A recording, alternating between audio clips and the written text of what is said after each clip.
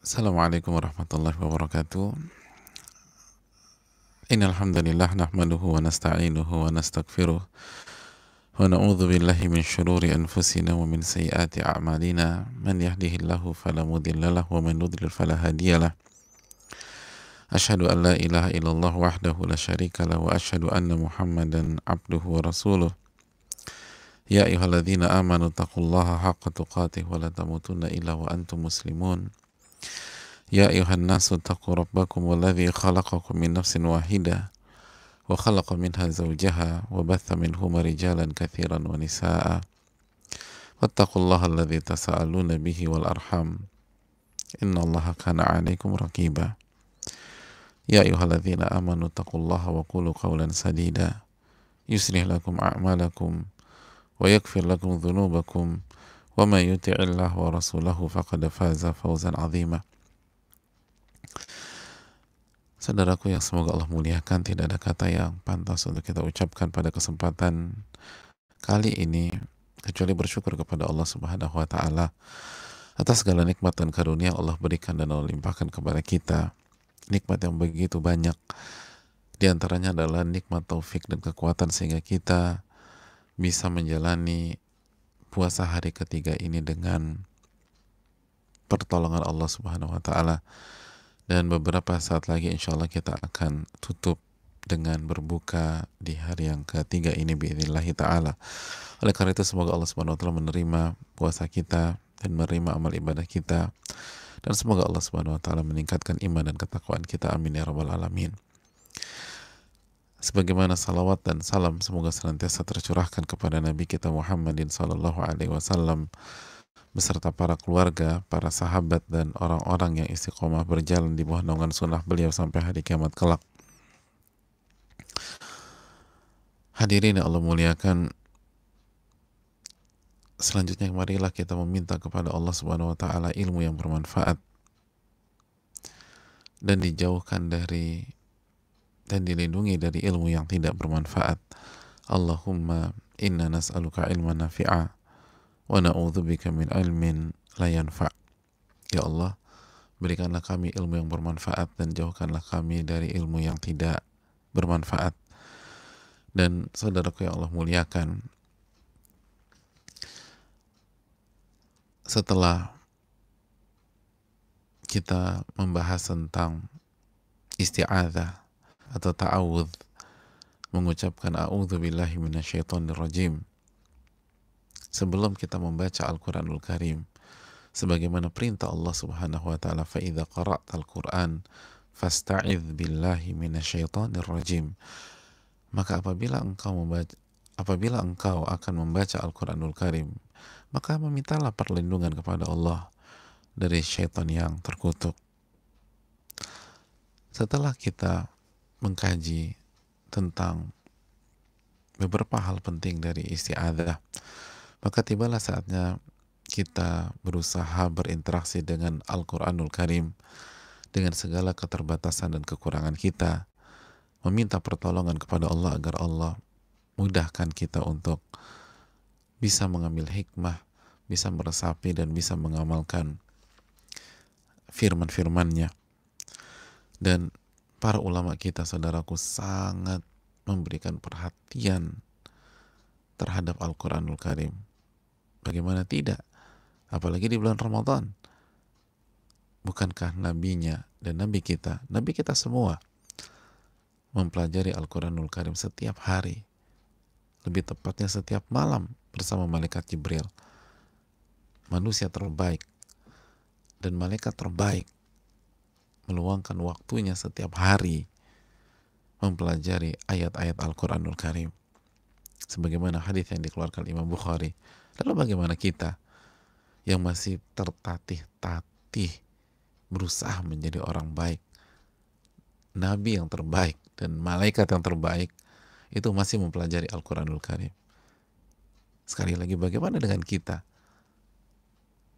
yang belum tentu menjadi orang baik dan masih tertatih-tatih untuk menjadi orang baik? Oleh karena itu, barang siapa ingin menjadi orang baik, menjadi orang soleh, menjadi wanita salehah, dia harus berinteraksi dengan Al-Quranul Karim. Dia harus mengkaji dan merenungkan ayat-ayatnya. Dan para ulama memberikan perhatian penuh dan berusaha mendidik murid-murid mereka dengan Al-Quranul Karim, mengajarkan ayat demi ayat dari Al-Quranul Karim tersebut. Sebuah riwayat testimoni dari Ikrimah, hamba sahaya sekaligus muridnya Abdullah bin Abbas. Beliau pernah menceritakan pengalaman beliau bagaimana Abdullah bin Abbas itu punya perhatian penuh mengajarkan murid-muridnya Al-Quranul Karim. Ikrimah menceritakan testimoni beliau langsung, apa yang beliau alami ketika berguru dengan Abdullah bin Abbas. Karena Ibnu Abbas yaj'alu fi rijlil kail wa yu'allimunil Qur'an was sunan. Abdullah bin Abbas itu sampai mengikat kakiku, merantai kakiku agar aku nggak bisa kemana-mana, dan beliau mengajarkan kepadaku Al-Quranul Karim dan sunnah Nabi SAW. Allahu Akbar. Merantai kaki muridnya atau mengikat kaki murid biar nggak kemana-mana, biar nggak kabur. Kalau bahasa kita, biar nggak bolos. Ini penting nih. Harus belajar Al-Quran, harus mempelajari Al-Quranul Karim. Bukan hanya membacanya, tapi makna dan hikmahnya. Karena Allah yang memerintahkan kita membaca dan mempelajari bagaimana cara membaca Al-Quran. Dan Allah juga yang memerintahkan kita untuk mempelajari, untuk mentadabburi Al-Quranul Karim. Bukankah Allah mengatakan warattilil Qur'ana tartila, bacalah Al-Quran dengan tartil dan tajwid. Dan di waktu yang, atau di kesempatan yang lain, atau di ayat yang lain Allah berfirman, afala yatadabbaruna al-Qur'an am ala qulubin aqfaluha. Maka mengapa mereka tidak mentadabburi Al-Quran? Apakah karena hati mereka yang terkunci? Hadirin yang Allah muliakan, kalau Abdullah bin Abbas sampai mengikat kaki muridnya, merantai kaki muridnya, agar benar-benar diajarkan Al-Quran, dan terbukti Ikrimah menjadi nama besar. Ini bukan omong kosong, ini bukan halunya seorang guru. Yang benar aja, masa kaki diikat? Itu enggak berperi kemanusiaan. Oh, lihat hasilnya bagaimana, saudaraku.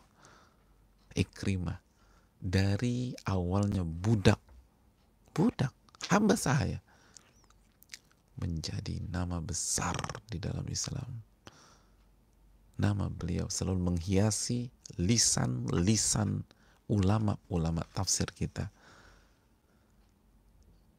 Sebagaimana nama beliau senantiasa menjadi goresan pena para ulama-ulama tafsir kita di dalam buku-buku tafsir mereka. Yang awalnya tidak dipandang, yang awalnya budak, tetapi begitu diajarkan Al-Quranul Karim dan mempelajari tafsir Al-Quranul Karim, itu menjadi orang yang tersohor. Bukan karena hartanya, bukan karena posturnya, tetapi karena keimanan dan ilmu beliau terhadap Al-Quranul Karim.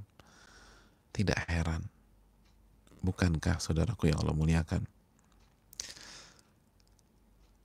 dalam hadis yang dikeluarkan Imam Muslim, Imam Ahmad, Ibnu Majah, innallaha yarfa'u bihadzal kitab aqwaman wa yada'u bihi akharin.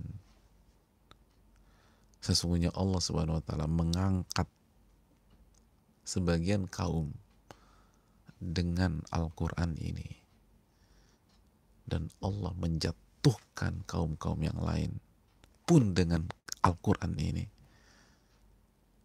Subhanallah, Allah mengangkat banyak orang, banyak manusia dengan Al-Quran, dengan memberikan hidayah kepada mereka sehingga mereka membaca Al-Quran, mereka mengkaji Al-Quran, mereka mempelajari makna-makna di dalam ayat-ayat Al-Quran. Dan sebagaimana sebaliknya, begitu seorang hamba tidak mau mendekati Al-Quran, tidak mau membaca Al-Quran, tidak mau mengkaji Al-Quran, tidak mau meresapi, mentadaburi Al-Quran, tidak mau mengamalkan Al-Quran, Allah akan hempaskan hamba tersebut. Allah akan hempaskan hamba tersebut. Hadirin yang Allah muliakan,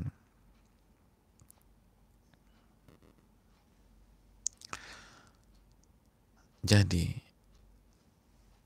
Al-Quran berperan mengangkat derajat seorang hamba sekaligus berperan menjatuhkan seorang hamba.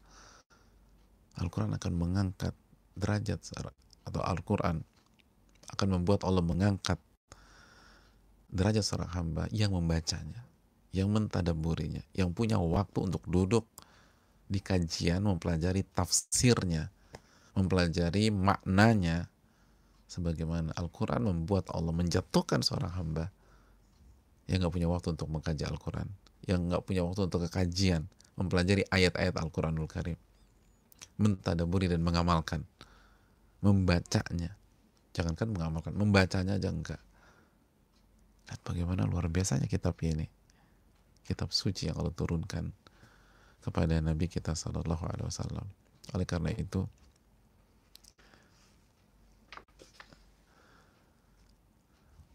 gak ada alasan untuk tidak mempelajari Al-Quranul Karim. Tidak ada alasan untuk tidak segera berinteraksi dengan Al-Quranul Karim. Dan tidak perlu menunggu kaki kita diikat dulu sama guru kita. Apalagi physical distancing, gak bisa guru kita ngikat kaki kita. Udah kita kesadaran deh. Dan lihat gimana cara para sahabat mendidik gitu. Mereka benar-benar ingin kebaikan kepada muridnya, walaupun muridnya di awal-awal berpikir ini apa-apaan sih. Muridnya di awal berpikir ini terlalu keras nih guru saya, masa saya diket-iket, masa saya dibelenggu, masa saya diborgol. Tapi ternyata benar, karena memang kitab ini gak boleh dilewatkan oleh orang-orang yang ingin kebaikan. Kitab ini atau Al-Quranul Karim adalah kitab suci yang penuh dengan hidayah dan kebaikan. Dzalikal kitabul la raiba fi hudan lil muttaqin. Kitab ini tidak ada keraguan sama sekali di dalamnya. Petunjuk bagi orang-orang yang bertakwa, hidayah bagi orang-orang yang bertakwa dan berusaha berjalan di atas jalan ketakwaan. Oleh karena itu, hadirin yang Allah muliakan, marilah kita dengan segala keterbatasan, dengan segala kekurangan, memulai interaksi kita dengan Al-Quranul Karim di bulan Al-Quranul Karim, yaitu Ramadan. Saudaraku yang Allah muliakan, berbicara mentadaburi Al-Quranul Karim, berbicara mengkaji ayat-ayat Al-Quranul Karim, maka surat yang harus pertama kali dikedepankan, diprioritaskan, dan diletakkan di ranking pertama adalah surat Al-Fatihah. Surat Al-Fatihah atau Ummul Kitab, induknya surat-surat di dalam Al-Quranul Karim. Ya, surat ini induk. ibunya surat-surat yang lain, surat Al-Fatihah. Sebelum yang lain, kita harus duduk bersama surat ini. Kita harus berinteraksi dengan surat ini. Kita harus mengkaji maknanya. Karena ini surat luar biasa. Surat ini penuh dengan hikmah dan keutamaan.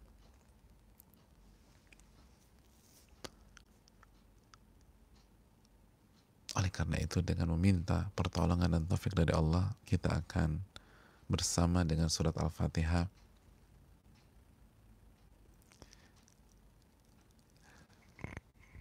di beberapa sesi kajian sore kita ini. Kita berusaha mengkaji surat ini dengan segala keterbatasan kita.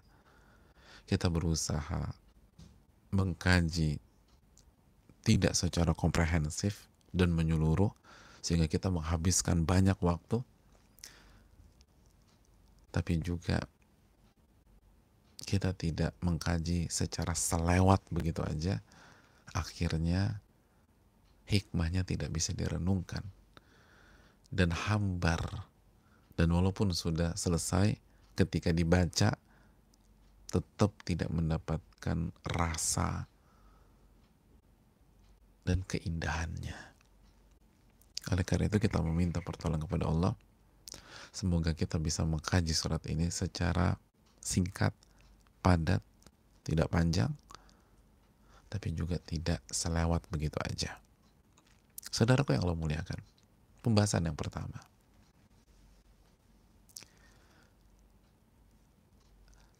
sebelum kita berkenalan dan mengkaji ayat-ayat dalam surat Al-Fatihah,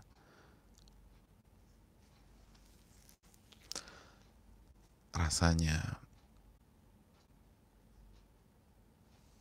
kita tidak boleh melewatkan beberapa keutamaan surat ini. Ya, beberapa keutamaan surat ini, agar kita semakin termotivasi, agar kita sadar, agar kita bangun dari tidur kita, bahwa nggak boleh meremehkan surat ini. Karena banyak orang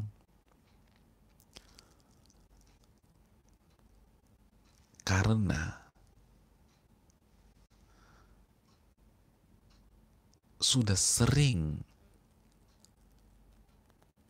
berinteraksi, setiap hari dibaca, setiap sholat dibaca, setiap hari ketemu, dan ketemunya bukan 1 kali, 2 kali, bukan ketemu 3 kali, 17 kali ketemu, sehingga merasa hambar, nggak ada rasa.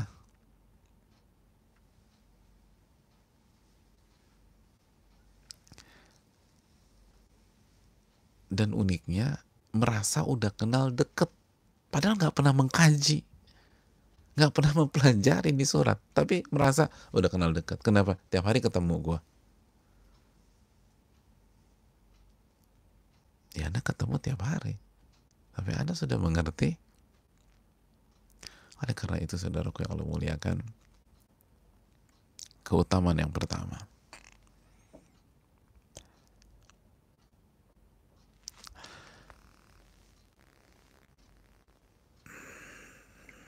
tertuang pada hadis berikut ini. Hadis Bukhari dari Abu Sa'id bin Mu'alla. Abu Sa'id berkata, anna Rasulullah sallallahu alaihi wasallam qala lahu, bahwa Rasulullah SAW bersabda kepada beliau, kepada Abu Sa'id radhiyallahu ta'ala an, la u'allimannaka suratan, oh ya Abu Sa'id, aku benar-benar akan mengajari engkau sebuah surat, hiya a'zamus suwar fil Qur'an,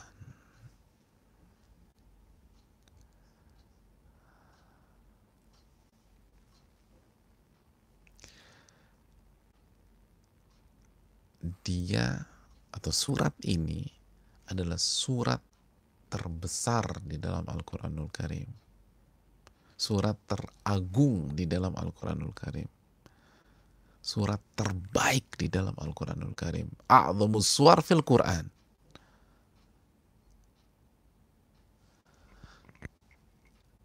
Saya akan ajarkan engkau surat yang terbaik, yang teragung di dalam Al-Quranul Karim. Allahu Akbar. Qabla an takhruja minal masjid, sebelum engkau keluar dari masjid. Orang penasaran apa suratnya? Dan hati orang beriman mana yang gak tertarik? Ini surat terbaik di dalam Al-Quran, surat teragung dalam Al-Quran.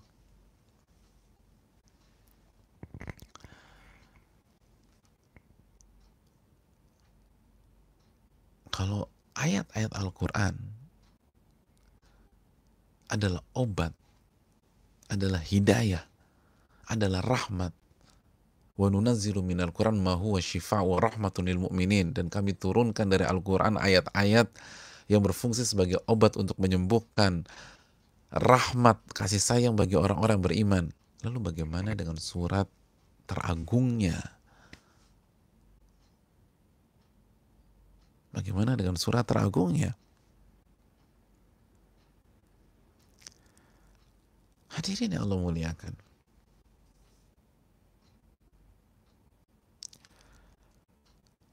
thumma akhadha biyadi falamma arada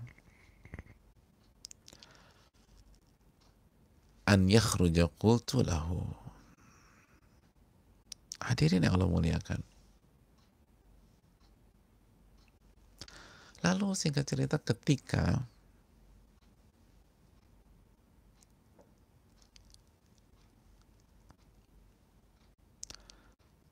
atau setelah Nabi SAW mengatakan thumma akhadha biyadi, Nabi mengambil tangannya Abu Sa'id.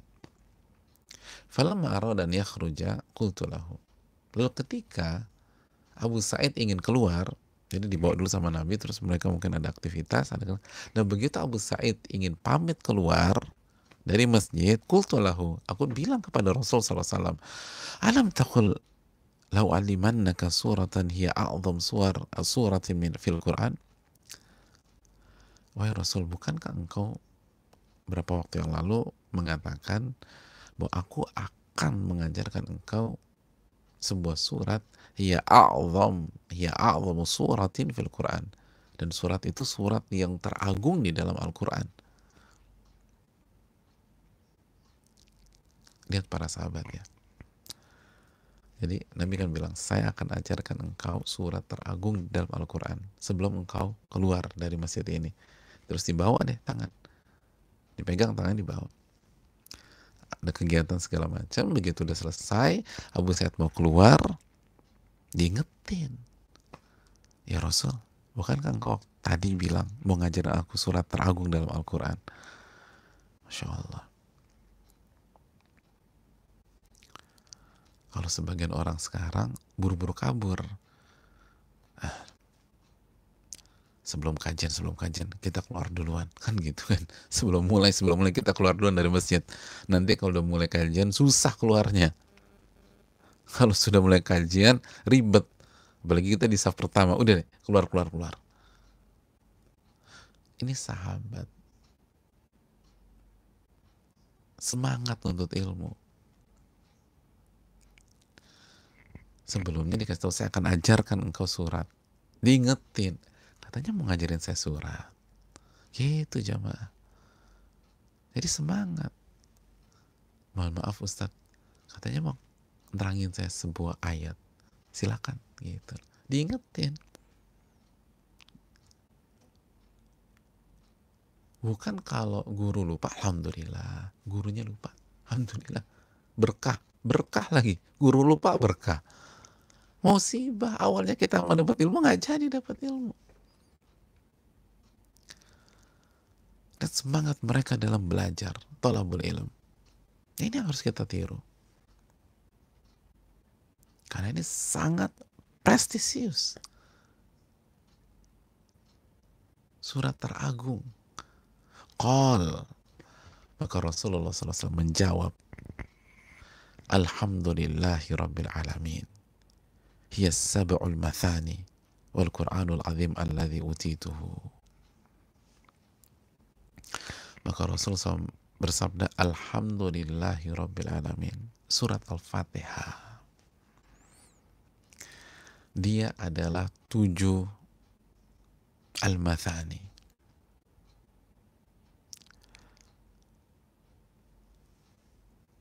7 ayat yang diulang-ulang di dalam setiap rakaat. Atau makna yang lain, 7 ayat yang dikhususkan untuk umat ini. Itu yang dijelaskan Al-Hafidz Ibnu Hajar. Wallahu ta'ala bishawab.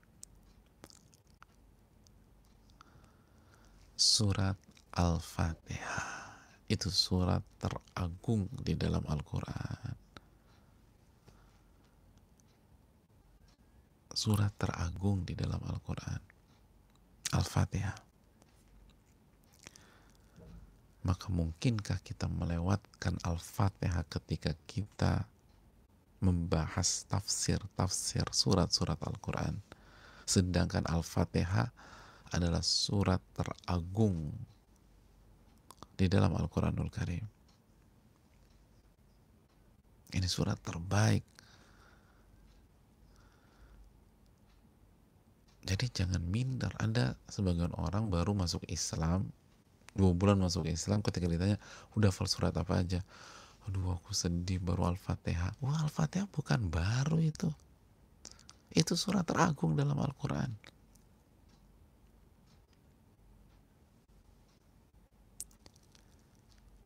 Hadirin yang Allah muliakan. Dan gak berhenti sampai di situ. Kita lanjutkan. Keutamaan yang berikutnya.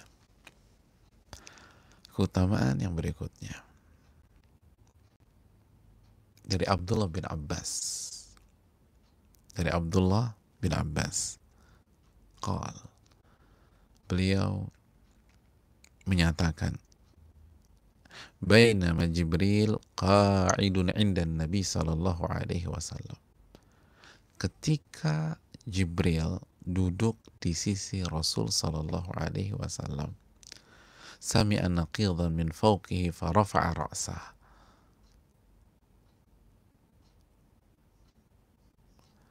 Beliau mendengar suara dari atas, dari arah atas, lalu beliau melihat ke arah atas, mengangkat kepalanya. Faqala hadza babun minas sama.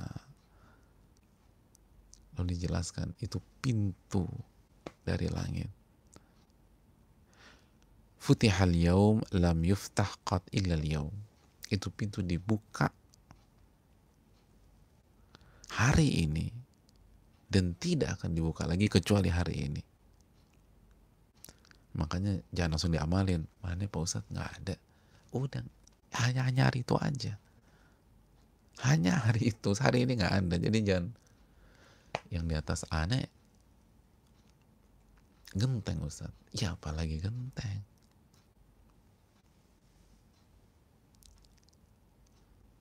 Ini hanya ada hari itu. Fanazala minhum malak. Maka turunlah dari pintu langit tersebut seorang malaikat. Faqala hadza malakun nazala ila al-ard lam yanzil qat illa al-yawm. Ini adalah malaikat yang turun ke bumi dan ia tidak akan turun lagi kecuali hari ini. Nggak akan turun, udah. Hanya hari ini. Fasallam. Maka dia mengucapkan salam. Wa qal abshir binurain utitahuma. Bergembiralah dengan 2 cahaya. Dengan 2 cahaya yang telah diberikan Allah kepada dirimu. Jadi malaikat itu memberikan kabar gembira kepada Nabi SAW. Bergembiralah dengan 2 cahaya yang Allah berikan kepada dirimu. lam yu'tahuma nabiyyun qablak. Dan dua cahaya ini tidak pernah diberikan Allah kepada nabi sebelummu. Dua cahaya ini tidak pernah Allah berikan kepada seorang nabi pun sebelummu. Gak ada nabi pun mendapatkan dua cahaya ini. Gak ada satu Nabi Adam sampai Nabi Isa alaihi salam. Dari Nabi Adam sampai Nabi Isa alaihi salam, gak ada yang dapat dua cahaya ini. Para nabi punya banyak keutamaan. Para nabi dikasih mukjizat, tapi dua cahaya ini enggak.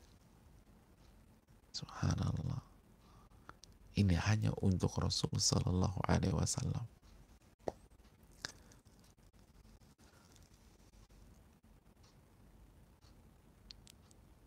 Dan dua cahaya itu masih ada sampai hari ini. Dan bisa kita gunakan. Bisa kita gunakan dalam kehidupan sehari-hari.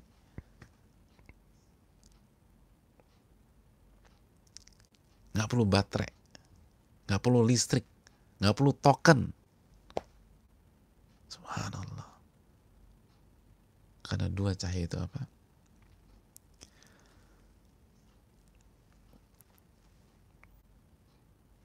Dua cahaya tersebut adalah Fatihatil Kitab wa khatimi suratil Baqarah. Yang pertama surat Al-Fatihah, dan yang kedua ayat-ayat terakhir dari surat Al-Baqarah. Surat Al-Fatihah dan ayat-ayat terakhir dari surat Al-Baqarah. Lalu malaikat itu mengatakan, lan taqra'a biharfin minhuma illa u'titah. Dan tidaklah dan engkau tidak akan membaca satu huruf dari dua cahaya tersebut kecuali apa yang engkau baca tersebut akan diberikan kepada engkau.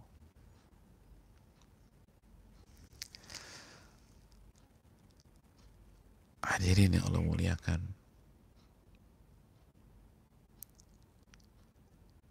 ini luar biasa. Hadis dikeluarkan Imam Muslim. Makanya kan dalam hadis yang lain yang dikeluarkan Imam Tirmidzi, walladzi nafsi biyadi,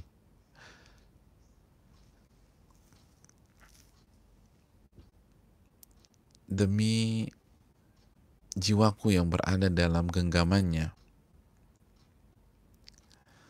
ma unzilat fit Taurah, surat Al-Fatihah itu tidak pernah diturunkan dan terdapat di dalam Taurat, wala fil Injil, dan tidak ada dalam Injil, wala fil Zabur, dan tidak ada dalam Zabur, wala fil Furqani mithluha wa innaha sab'un minal mathani wal Qur'anil azim alladzi utitu, dan tidak ada yang semisalnya dari Al-Quran. Al-Fatihah ini nggak ada yang sama. Ini spesial. Tidak ada di Taurat, tidak ada di Injil, tidak ada di Zabur. Spesial. Allah kasih untuk Rasul SAW, lalu Allah kasih untuk Anda.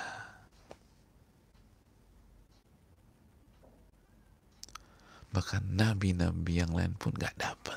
Allahu Akbar.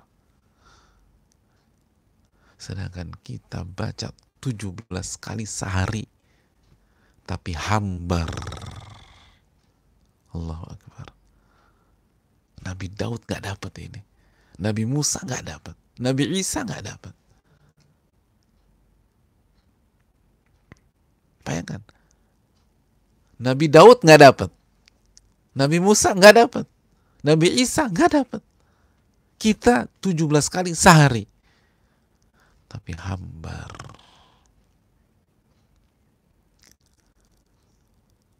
Oh, dalam nih hadirin. Maka mulai saat ini kita harus lebih kenal dengan surat Al-Fatihah. harus mengkaji. Dan Nabi katakan, sekali lagi Nabi katakan, lan taqra bi harfin minhuma illa u'tita. Tidaklah engkau membaca satu huruf dari Al-Fatihah dan ayat-ayat terakhir dalam surat Al-Baqarah kecuali Allah akan kasih apa yang kau baca. Kenapa kita nggak ada pengaruhnya? Kenapa kita gini-gini aja? Kenapa kita baca 17 kali dalam sehari tapi nggak ada perubahan di dalam diri kita?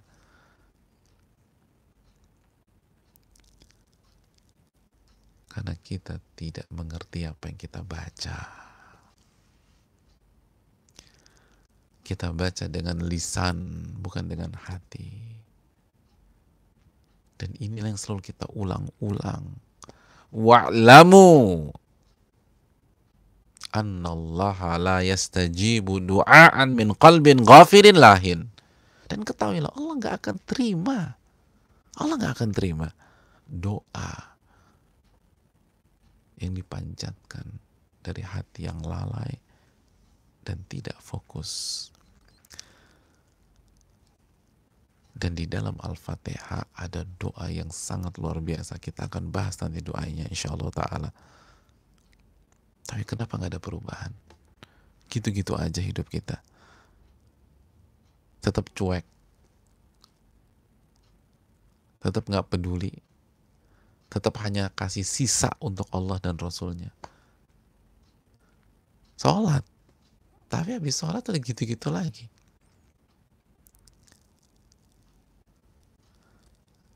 Karena sekali lagi,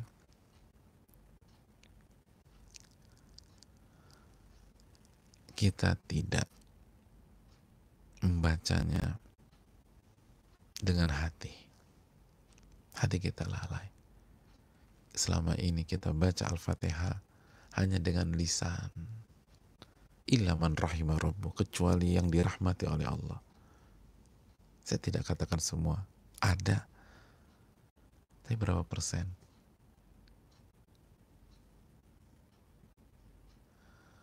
Oleh karena itu, saudaraku yang Allah muliakan,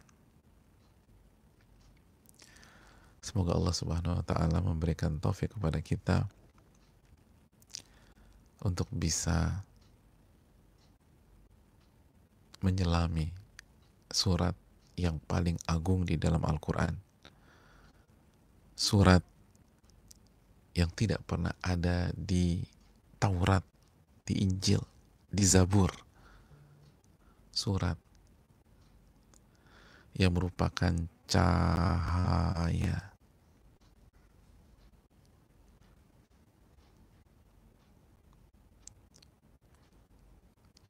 Cahaya. Surat Al-Fatihah adalah cahaya.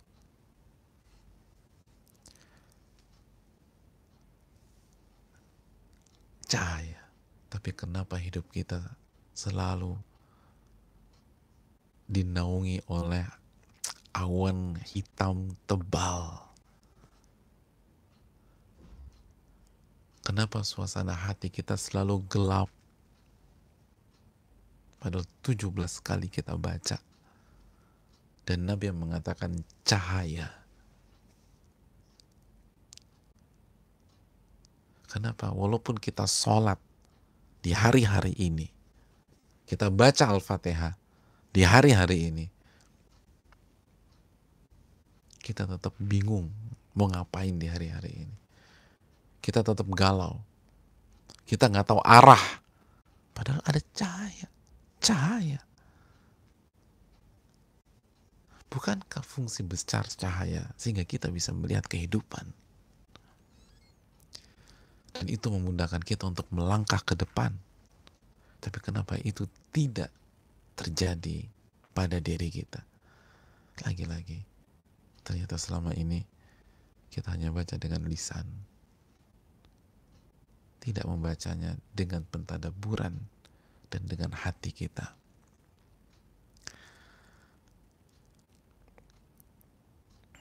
Insya Allah, dengan meminta pertolongan kepada Allah Subhanahu wa ta'ala, Kita akan membahas surat Al-Fatihah satu persatu, tidak secara panjang, tapi tidak selewat saja. Dan kita insya Allah akan mulai di pertemuan besok biidnillahi ta'ala. Insya Allah ta'ala. Kita buka sesi tanya jawab. Wassalamualaikum warahmatullahi wabarakatuh wa ala alihi wa sahbihi ajma'in.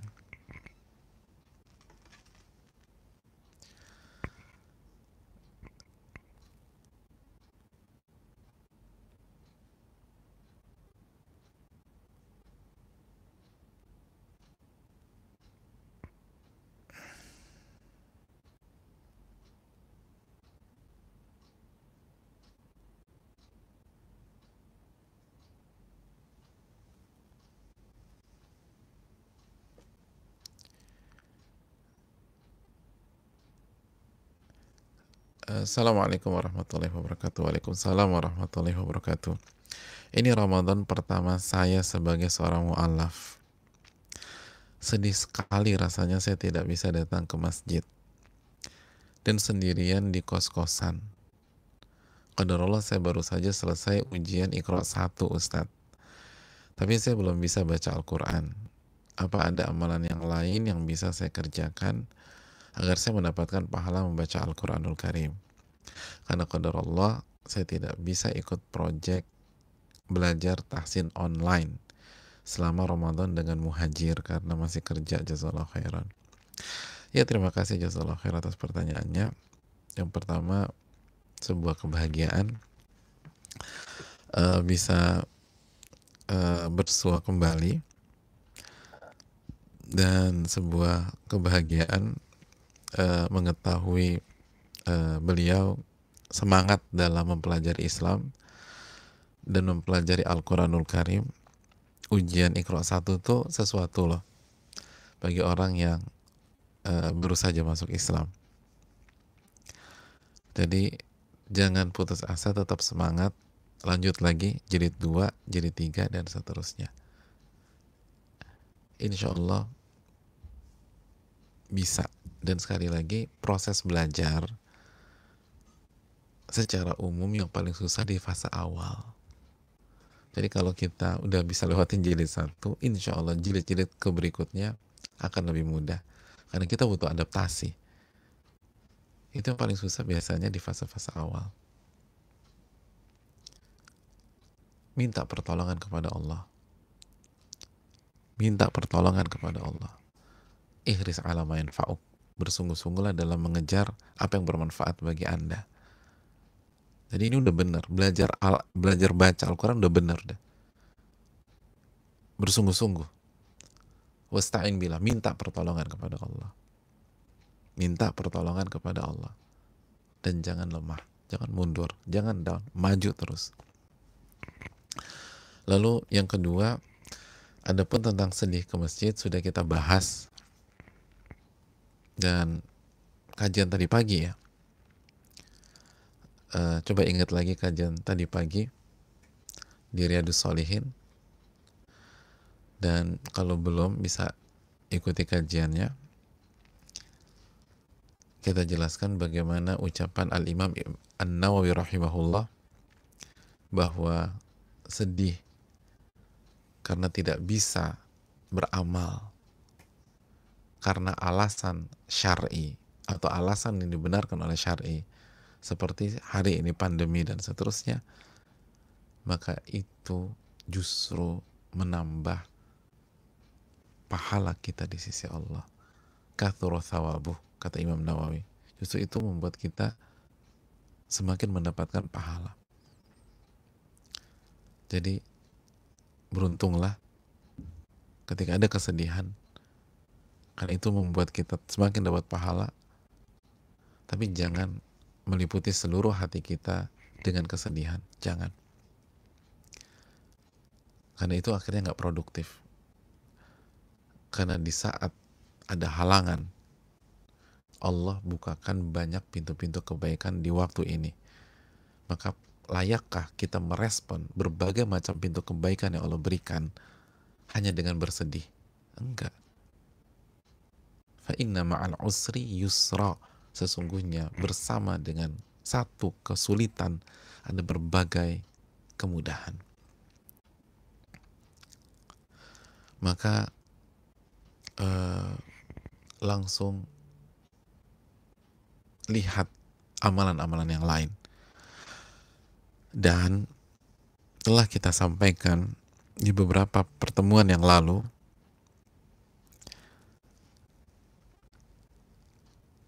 fokuskan amalan hati di Ramadan kali ini. Di samping kita perbanyak beribadah-ibadah fisik yang biasanya. Kenapa demikian? Karena yang ditutup untuk sementara waktu di hari-hari ini, kalau kita evaluasi kembali dan kita perhatikan dengan seksama, itu semua adalah amalan-amalan fisik. Maksudnya semua yang tertutup ya, semua yang nggak bisa kita lakukan di Ramadan kali ini, itu amalan-amalan fisik. Sedangkan amalan-amalan hati terbuka lebar. Terbuka lebar. Bahkan bisa jadi lebih luas daripada biasanya. Iya, contohnya kesabaran. Kesabaran.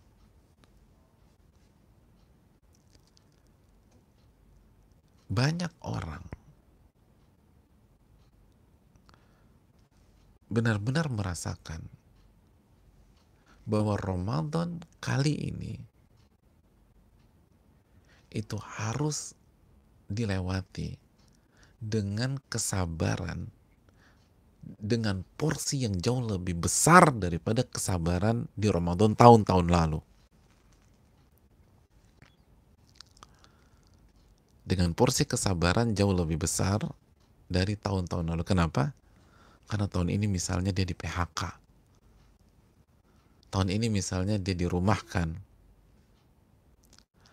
Tahun ini misalnya dia berada di ruang isolasi. Tahun ini dia sakit. Tahun ini atau Ramadan kali ini dia kehilangan suaminya atau istrinya. Banyak yang seperti itu. Maka dia rasakan banget, ya Allah Ustadz, Ramadan kali ini benar-benar harus ekstra sabar dibanding sebelum-sebelumnya. Saudaraku, kita yang semangat baca Al-Quran, berapa pahala yang Allah berikan kepada kita ketika kita baca. Nabi bersabda dalam hadis Tirmidzi, man qara harfan min kitabillah falahu bi hasanah. Barang siapa membaca satu huruf dari Al-Quran, maka dia akan mendapatkan pahala atau kebaikan. Wal hasanatu bi asyri amthaliha. Dan satu kebaikan, satu pahala akan dilipat gandakan menjadi 10 kebaikan, 10 pahala. Aku tidak mengatakan alif satu huruf, lam satu huruf, mim satu huruf. Mohon maaf. Aku tidak mengatakan alif lam mim itu satu huruf, tapi alif satu huruf, lam satu huruf, dan mim satu huruf. Jadi sekali baca alif lam mim, berapa pahala? 30. Kita yang ingin sekali ke masjid, dan itu bagus banget. Setiap berjalan ke masjid, berapa pahalanya? Setiap selangkah atau satu kali langkah, derajat diangkat dan dosa dihapuskan. Saudaraku yang Allah muliakan, lalu coba kita bandingkan dengan kesabaran, berapa pahalanya? Coba buka surat Az-Zumar, ya Az-Zumar ayat 10. Az-Zumar ayat 10. Lihat penutupan ayat tersebut. Allah berfirman, innama yuwaffas sabiruna ajrahum bighairi hisab. Sesungguhnya Allah Subhanahu wa ta'ala memberikan pahala kepada orang-orang yang sabar bighairi hisab, unlimited, tanpa batas. Tanpa batas. Pahala sabar tanpa batas. Oleh karena itu, apalagi apabila penanya bersabar dengan kesendiriannya di kos-kosannya, dan beliau tidak bermaksiat sama Allah, tetap berusaha. Walaupun baru Iqra 1, diulang Iqra 1, terus diulang, biar lancar. Kalau udah bisa, udah masuk Iqra 2, nggak bisa langsung sama gurunya, online sama gurunya, atau video callan sama gurunya. Coba lagi, udah istiqomah, sabar, bigoiri hisab, dia akan mendapatkan pahala unlimited. Itu yang perlu kita camkan. Oleh karena itu, kerjakan amalan lain, tarawih masih bisa, dan mainkan amalan hati. Wallahu ta'ala bishawab.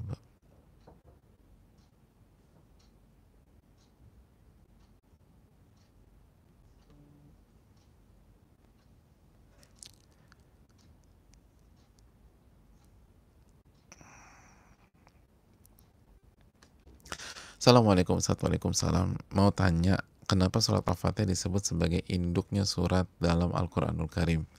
Ya, terima kasih atas pertanyaannya. Karena isi Al-Quran secara global ada dalam surat Al-Fatihah.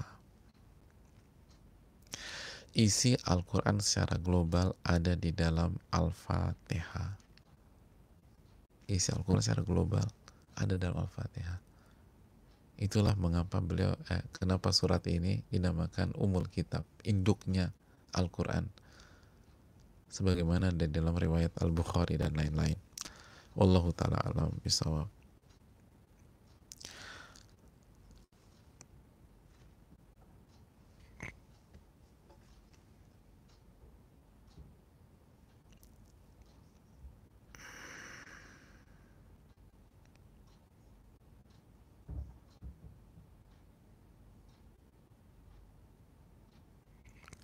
Assalamualaikum Ustaz, ingin bertanya cara membangkitkan semangat ngaji lagi di kala pandemi karena saya mengalami futur dan kadang menunda-nunda sholat. Jazakallahu khair Ustaz, terima kasih atas pertanyaannya.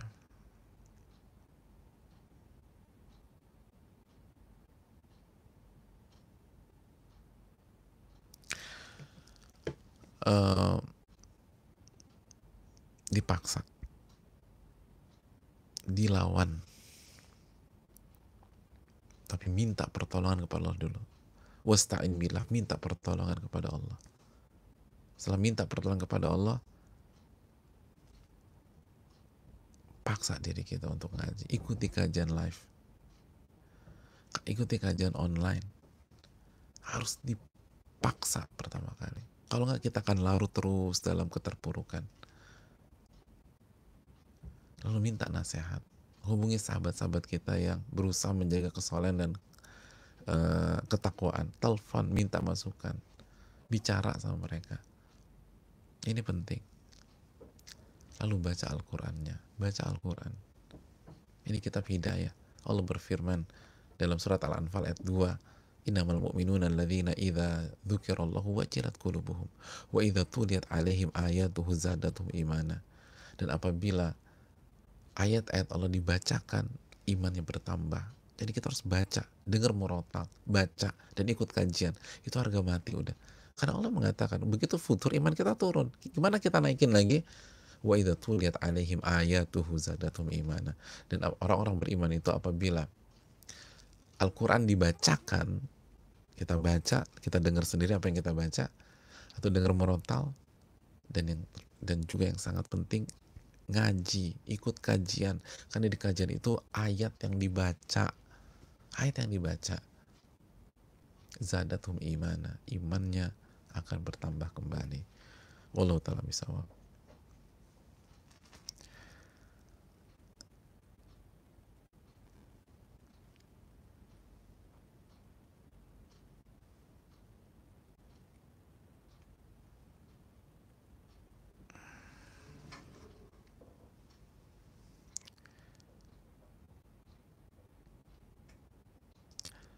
Assalamualaikum warahmatullahi wabarakatuh. Waalaikumsalam warahmatullahi wabarakatuh. Semoga Ustadz serta keluarga Ustadz, tim muhajir dan seluruh kaum muslimin, mohon maaf, Seluruh kaum muslimin dirahmati oleh Allah Subhanahu wa taala. Amin ya rabbal alamin, baik di dunia maupun di akhirat. Amin, begitu juga penanya.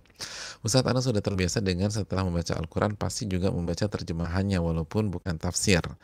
Kemudian Anda mendengar kajian Ustadz Nuzul kemarin sore 24 April bahwa tidak mengapa jika membaca Al-Quran tanpa membaca artinya. Hal ini jika ingin mencapai target bacaan Al-Quran yang diinginkan. Jika Anda tidak membaca terjemahannya seperti biasa dan mengejar target bacaan Anda, apakah Anda telah menghentikan sesuatu yang sudah dikerjakan rutin, Ustaz? Mengingat ada hadis mengenai amalan yang Allah cintai adalah amalan yang sedikit walaupun rutin. Anda khawatir akan kehilangan keutamaan amalan rutin yang sudah Anda kerjakan sejak lama. Mohon nasihatnya, ya mu'alim. Ya, jazakallahu khair wa iyyakum. Terima kasih atas pertanyaannya. Hadis itu jelas benar. Ahabul a'mali ilallah adwa wa in qal. Amalan yang paling Allah cintai yang paling kontinu walaupun sedikit. Tapi maksud para ulama, bukan saya mengatakan, banyak para ulama, di antaranya Syekh Sulaiman Ar-Ruhaili, pakar usul fikih dan pakar fikih dunia dari kota Madinah. Dan kalau nggak salah hari ini ada audio singkat tentang masalah ini. Kata para ulama kita, di Ramadan buat 2 agenda. Satu untuk baca maksimum, dipercepat dan baca aja. Yang kedua, agenda dengan baca arti, ikut kajian, dan diresapi atau baca tafsir, ditadaburi. 2 agenda ini harus ada. Khusus di Ramadan harus ada. Di Ramadan ada. Nah, kalau suatu hari kita nggak bisa jalankan kedua-duanya, mungkin karena kesibukan, ada kegiatan mendadak dan seterusnya, banyak para ulama seperti Syekh Sulaiman menjelaskan, untuk hari itu pilih perbanyak membaca. Kalau nggak bisa digabungkan, sekali lagi, kalau nggak bisa digabungkan. Kenapa? Para ulama memberikan alasan karena pola para ulama klasik itu memperbanyak khataman Quran di Ramadan, khusus di Ramadan. Dan itu juga dijelaskan Al-Imam Ibnu Rajab, khusus di Ramadan. Perbanyak khataman. Tapi kalau itu tidak bisa digabungkan, kalau bisa buat 2 agenda. Jadi jangan pertama-tama langsung kita berpikir ditabrakkan, enggak. Selalu berpikir, set pikiran kita, buat 2 agenda. Kalau qadarullah suatu hari agak bentur, dan ini jangan dirutinkan benturannya satu hari atau suatu saat, maka prioritaskan yang tadi kita sampaikan, bisa didengar di audio singkat. Terima kasih banyak, cukup sampai di sini. Semoga kita mendapatkan pahala yang berlimpah di Ramadan kali ini. Semoga amal kita diterima. Subhanakallahumma wa bihamdika, asyhadu an la ilaha illa anta, astaghfiruka wa atubu ilaik. Assalamualaikum warahmatullahi wabarakatuh.